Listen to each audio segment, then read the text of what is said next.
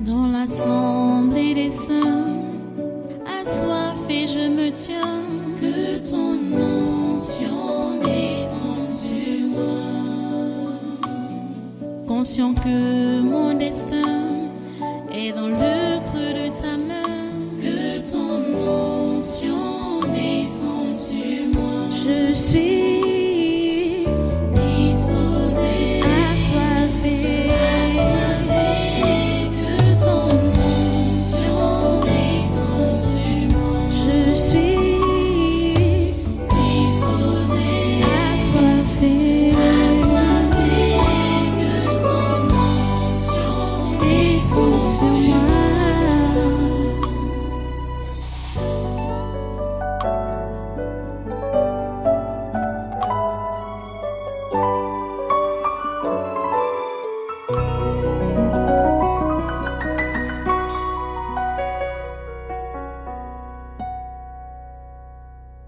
Donc, ainsi, nos membres les moins honnêtes reçoivent le plus d'honneur, tandis que ceux qui sont honnêtes n'en ont pas besoin.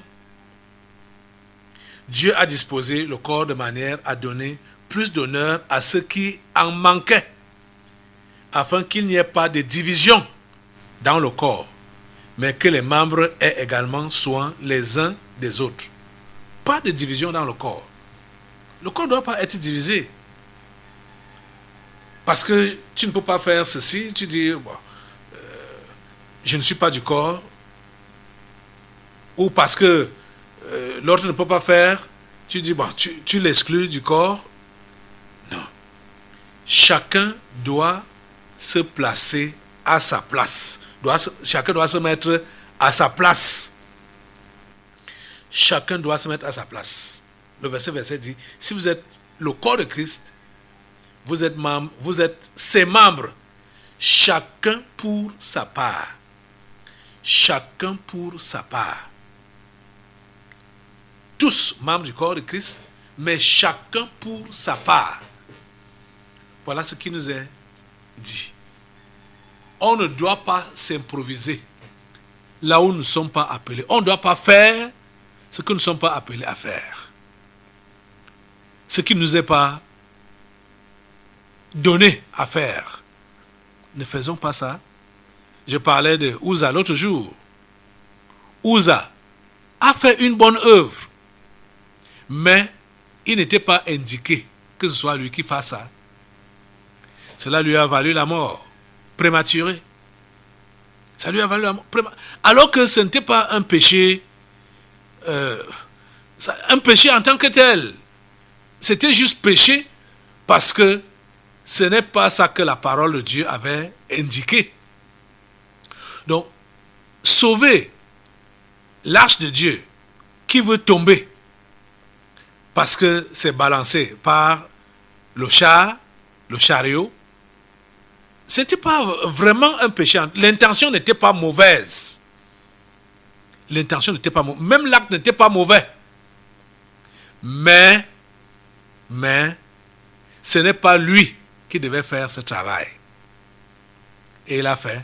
Dieu voulait juste préserver sa parole qu'il a placée au-dessus de son nom. C'est pour cela. Parce que dans l'histoire, si Uza avait protégé l'arche et l'arche ne tombait pas, l'histoire allait retenir ça, et on allait écrire ça, et on allait voir qu'il y a contradiction. Donc, les gens qui devaient venir après, lire l'histoire, allaient se rendre compte qu'il y a eu contradiction avec Dieu. Que Dieu a dit que ce sont les Lévites qui doivent porter l'arche sur leurs épaules, mais David a mis l'arche sur un char, le char a balancé, donc ce n'est pas n'importe qui devait toucher à l'arche. Le char a balancé, Uza, qui n'était pas Lévite, a touché, et rien ne lui est arrivé. Les gens allaient dire que, hey, Dieu s'est contredit. La parole de Dieu s'est contredite. Tu vois? Donc, Dieu, pour sauver cela, c'est pour cela qu'il a tué, il a fait tuer Uza. Mais Uza ne s'est pas perdu. Je suis convaincu que Uza n'est pas allé en enfer. N'est pas allé en enfer. Ouais. Et c'est après donc que David a compris que l'erreur n'était pas l'erreur de Uza, c'était le fait que ce n'est pas un lévite, ce ne sont pas les lévites qui portaient l'arche. Il a donc réorganisé le transport de l'arche comme il se devait, pour que ce soit les lévites qui portent donc ça et conduisent l'arche à Jérusalem. Parce que il a eu peur de l'arche, puisque quand Uza est mort comme ça, là, David a suspendu le voyage et a pris l'arche, a déposé ça dans la maison de quelqu'un. Après, David a eu les nouvelles que la personne qui a hébergé l'arche était bénie par Dieu. Dieu l'a béni, Dieu l'a fait prospérer.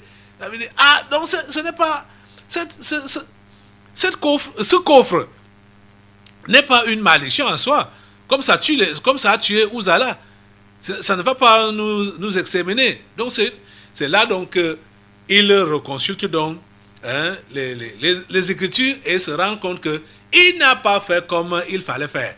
Parce que si David est reparti prendre l'arche là où il avait déposé et procéder à la bonne manière de la transporter jusqu'à Jérusalem, c'est parce qu'il a consulté les Écritures et il s'est donc mis en règle et a porté. Il n'y a plus eu de mort. Il n'y a plus eu de mort. Les choses sont passées normalement. Vous voyez? C'est ça. Chacun doit se mettre à sa place. Chacun doit se mettre à sa place. Tu peux me dire, moi je suis donc appelé à faire quoi? Quelle est donc ma place? Je vous disais, on a fait un séminaire ici où on parlait des talents. Et je vous ai fait comprendre que ce que Dieu a donné de commun à tous les chrétiens, à tous les croyants, c'est la capacité de pouvoir lui parler. Donc la prière.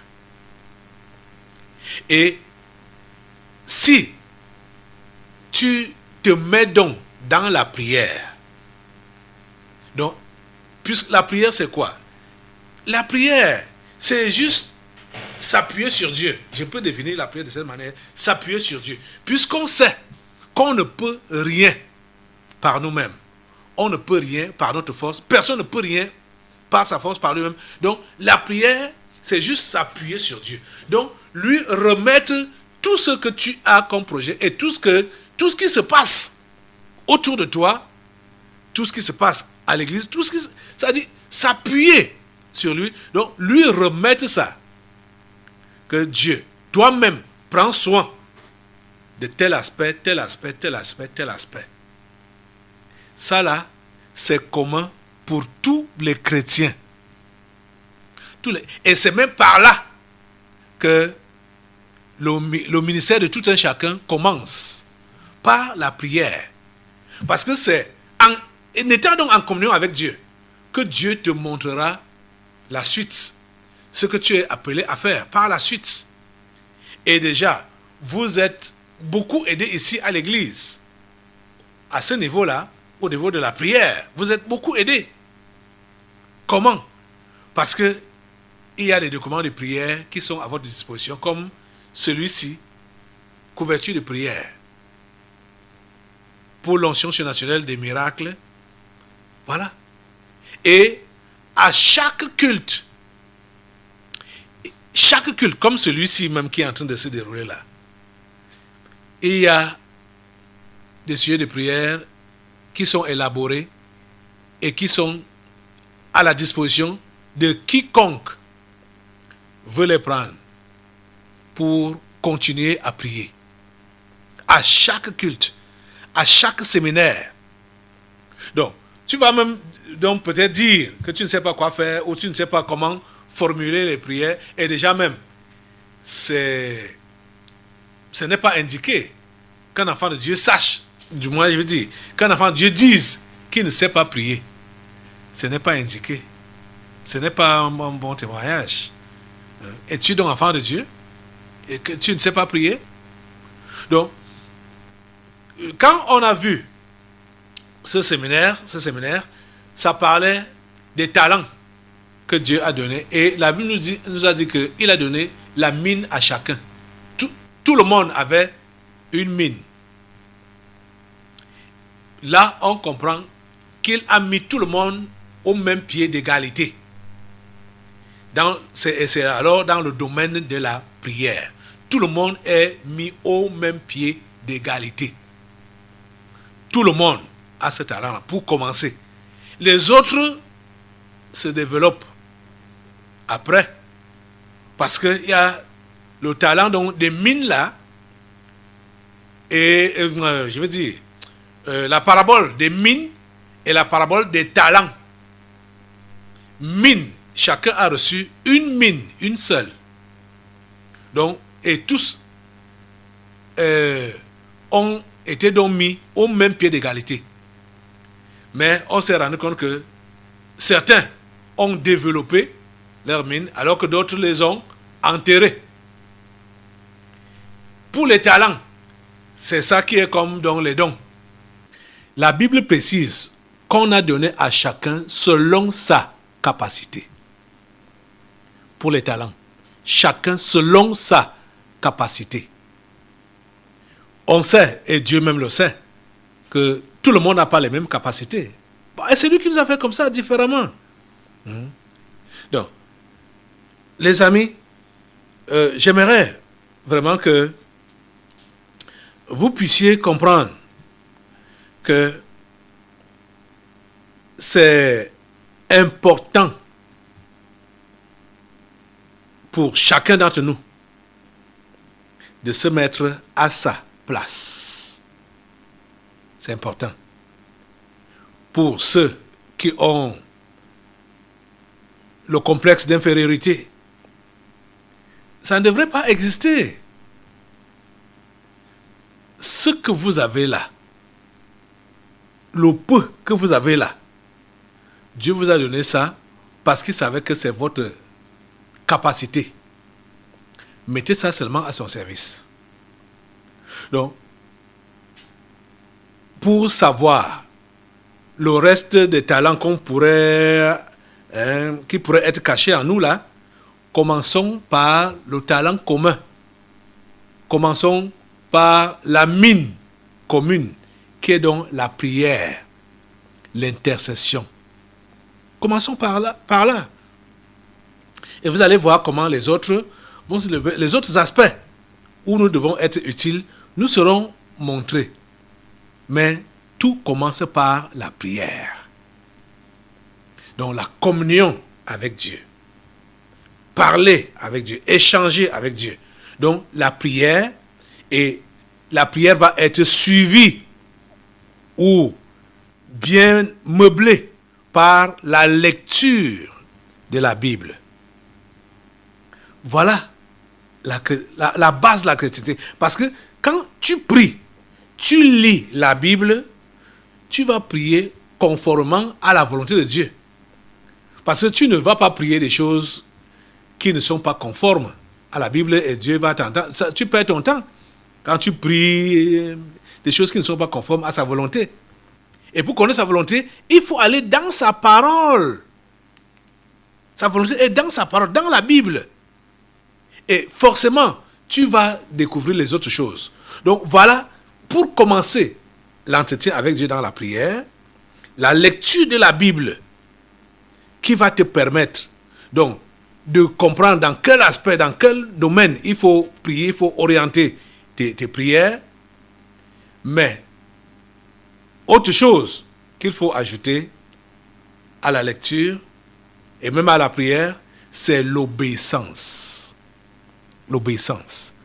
Parce que si tu pries, tu lis la Bible juste comme un livre littéraire, sans obéir à ses prescriptions, tes prières ne servent à rien et ta lecture de la Bible ne sert à rien.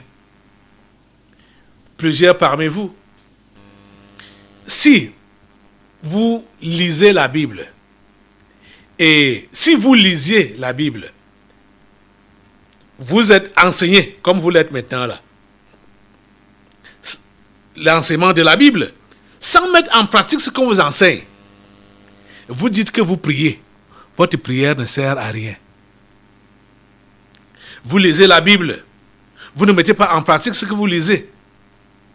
Vous dites que vous priez ou vous lisez la Bible. Ces deux choses-là, ça ne vous sert à rien. Il faut obéir aux instructions de Dieu pour avoir sa bénédiction. Ça ne nous sert à rien de dire qu'on prie, de dire qu'on lit la Bible, alors que on n'obéit pas à la Bible. Obéir à la Bible, c'est quoi? C'est pratiquer. C'est pratiquer. Comme je vais revenir sur l'histoire, on va s'arrêter là, mais je vais revenir sur l'histoire de notre sœur Patricia, quand on l'exhortait par rapport au comportement qu'elle devait adopter pour le salut de son mari. Elle était en train de bouger un genre là pour dire que vraiment c'est trop me demander. Quand il ne fait que boire, il vient, il dépense tout l'argent dehors, machin. On lui dit, cher ami, chère sœur en Christ, voici ce que la Bible dit. Femmes, soyez de même soumises à vos maris, afin que si quelques-uns n'obéissent point à la parole, ils soient gagnés sans parole par la conduite de leur femme. C'est obéir seulement à ça. Obéir, simplement obéir. Tu vas donc dire que tu vas prier sans obéir à ce que la Bible te conseille là. Tu dis que tu pries pour ton mari, pour son salut. Tu pries pour le changement. Tu n'obéis pas. Que soumets-toi. Conduis-toi comme une chrétienne. Et ta conduite seule va suffire pour que cet homme change d'avis vis-à-vis de Dieu. Et change de comportement. Tu vois que toutes les prières que tu peux dire là, que tu adresses à Dieu là, ça ne monte pas. Il faut obéir. Comprenez? Et c'est comme ça dans tous les aspects. La prière, la lecture de la Bible, tout ça là dans l'obéissance. Et quand on parle de la lecture de la Bible, c'est également les enseignements que tu reçois, comme ce que tu reçois là. C'est la Bible qu'on t'explique, qu'on t'enseigne. Tu obéis. Il faut seulement obéir. Sans discuter. Que le Seigneur vous aide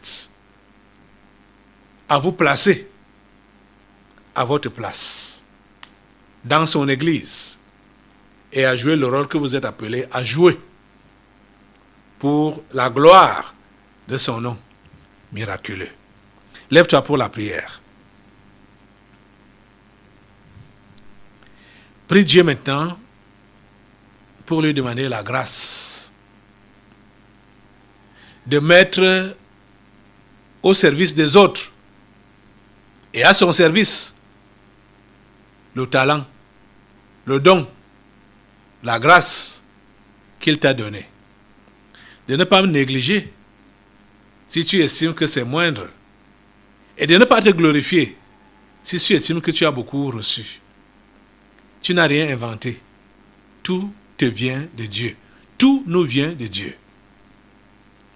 Seigneur, s'il te plaît, donne à tes enfants cette grâce de pouvoir t'être utile dans ta maison. Donne à chacun d'être à sa place. Oh Dieu, s'il te plaît, donne à chacun d'être à sa place. Et donne à chacun de ne pas avoir une trop haute opinion de lui-même. Donne à chacun de ne pas se négliger ou se mépriser. Mais donne à chacun de comprendre que c'est toi qui nous as fait comme nous sommes. Et tu as donné à chacun ce que tu savais que c'était bon pour lui ou pour elle. Et permets que nous puissions te remettre, te rendre ce que tu nous as donné, afin que ton œuvre avance comme tu le veux, comme tu le désires. C'est au nom de Jésus-Christ de Nazareth que j'ai prié. Amen. Assois-toi. Nous allons maintenant passer aux délivrances prophétiques. Dans l'assemblée des saints, assoiffé je me tiens, que ton onction descende sur moi. Conscient que mon destin est dans le creux de ta main, que ton onction descende sur moi. Je suis disposé, assoiffé, que ton onction descende sur moi. Je suis disposé, assoiffé, que ton onction descende sur moi.